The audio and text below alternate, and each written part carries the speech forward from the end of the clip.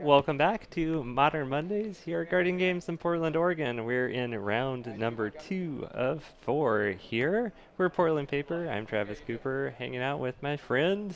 Ian Lunger. And, it is the season. We've got some spooky things going on. Yeah, the spirits mirror. Some spirits looked in the mirror and they saw more spirits, and that's what we're watching.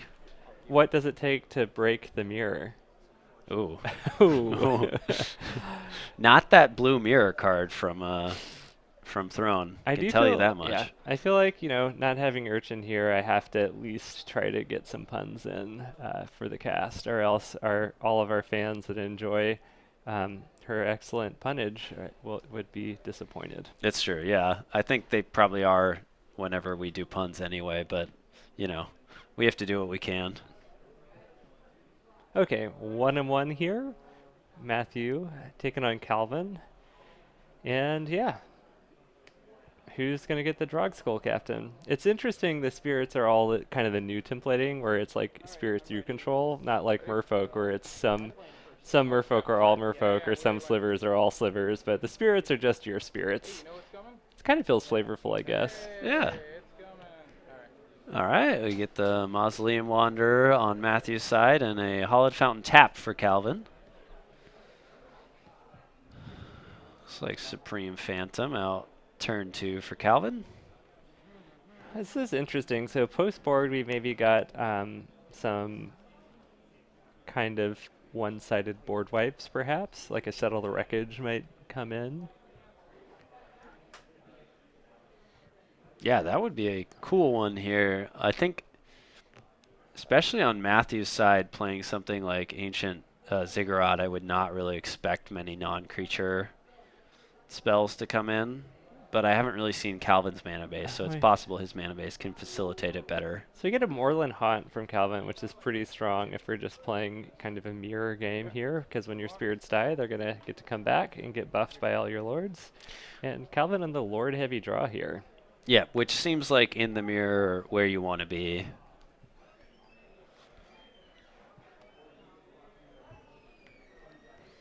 Selfless Spirit is all well and good, but if your spirits are too undersized to be able to profitably trade.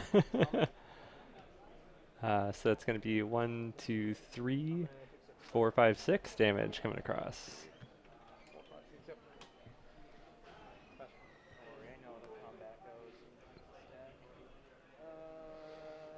So both players currently kind of wanting to race here. Yeah, when you're just playing blue-white, you don't have to... Ooh, uh-oh. So this is going to be interesting because this is actually going to take Calvin's copy as well.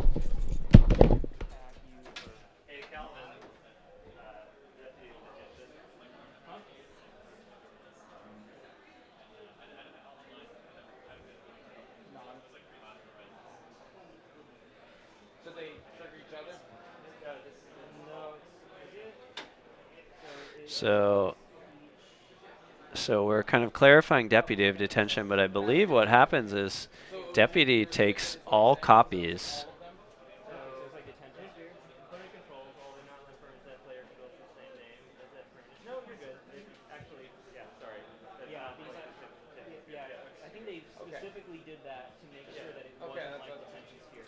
Okay. Well, once again, I have sent Travis on a fool's errand. Deputy of Detention apparently does not have the wording of Detention Sphere. So amateur hour here. Yeah, not our finest. Urchin left, and we're just falling apart. Let's.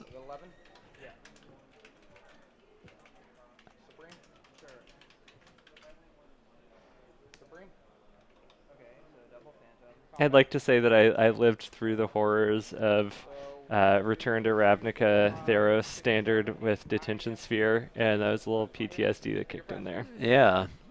I mean, I suppose it definitely goes with what Wizards has been trying to do with making effects one-sided, but I kind of liked the feel bad of doing stuff like that and having it affect your own permanence. I miss that a little bit.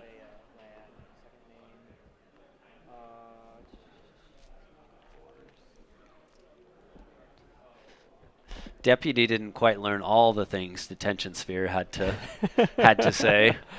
uh, we're not perfect here. Yeah. Maybe when you put a wizard in charge of the sphere of detention, they're able to more accurately decide what's friend and foe. That's flavorful.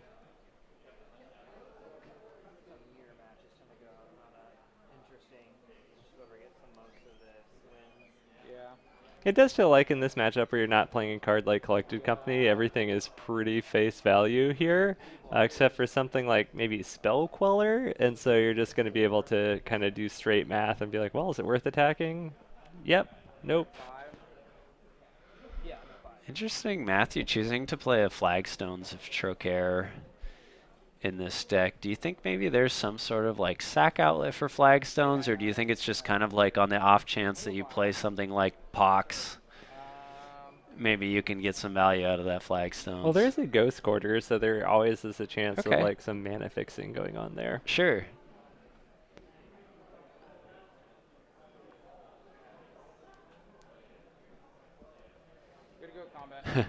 Camzilla, why do I miss 2-for-1ing myself? It's not like I miss actually 2-for-1ing myself, but it was kind of one of those corner cases that I gotta be honest, I'm kind of old school and that I like some feel bads in Magic.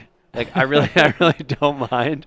I don't mind some nice feel bads. Yeah, you wanted to get on me out one there side to or make the other. Calvin feel bad really quickly there. Yeah. Just sending me out to do a fool's errand. Travis got me on a feel bad in our game earlier, and it's kind of what I live for. It's like those are the moments where you really learn. You kind of learn some of the intricacies of the game is when you get a nice good feel bad.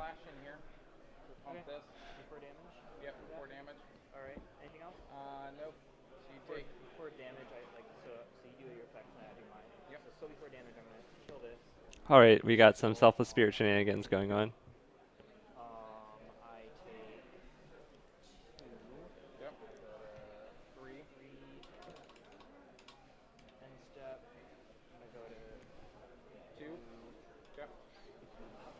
Calvin dropping to 2 here.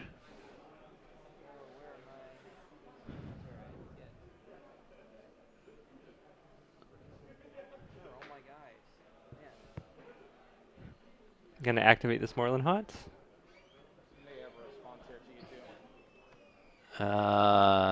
Nope, it looks like this coming to play. Yeah.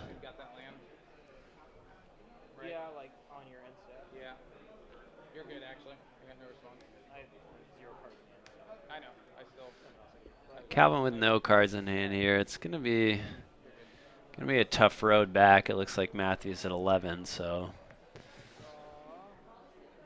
Do you think it's possible that this is a matchup where you might want to be on the draw?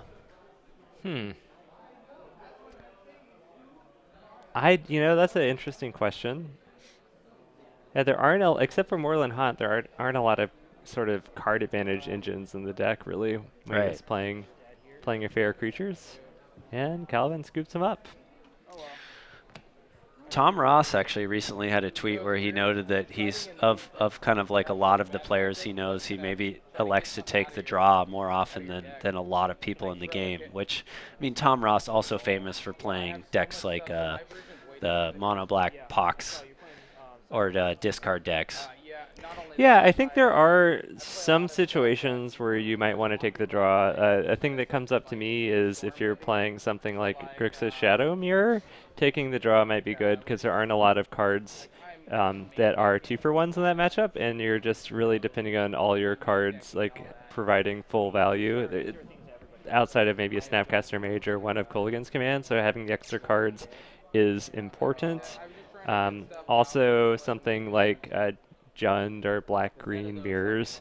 But when you're playing against decks that play blue, or if you're afraid of like a Teferi or a 3-mana Planeswalker that's going to be really impactful, then I think definitely being on the play to be the person who resolves that card first is important.